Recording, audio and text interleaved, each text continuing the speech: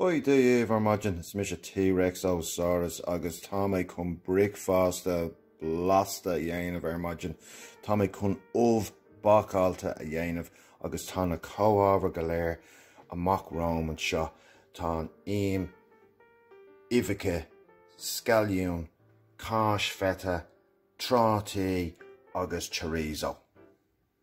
Fáin tú beálann sin agus cúin tú im isteachún agus meascann tú timpeall stíag sa bhéala. Cosúla sin. Fáin tú ullmh amháin agus briseann tú cosúla sin, isteach sa bhéala sin go bra, agus an sin bé gá tráta agam, ceann beag, isteach an sin agus ceann eile aga háling. Hey sé sin cuirtear na scalliúns isteach, is bra lumsa na scalliúns tá siad an-bhleasta ar fad.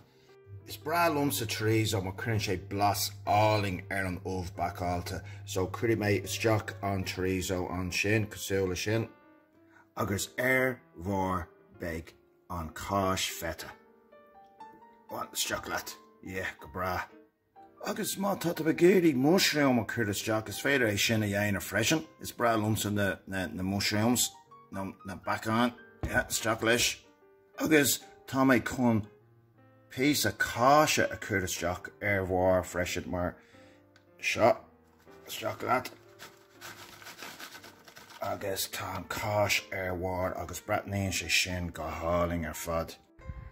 Cuirtear an nómh isteach sa náin.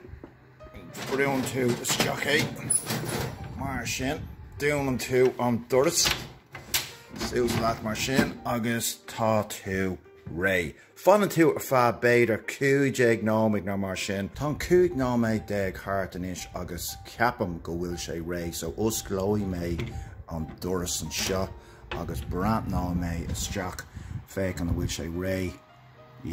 Ceapan go bhfuil sé ré, tá sé breitniú go háin sin, so tógaigh mé amach anois.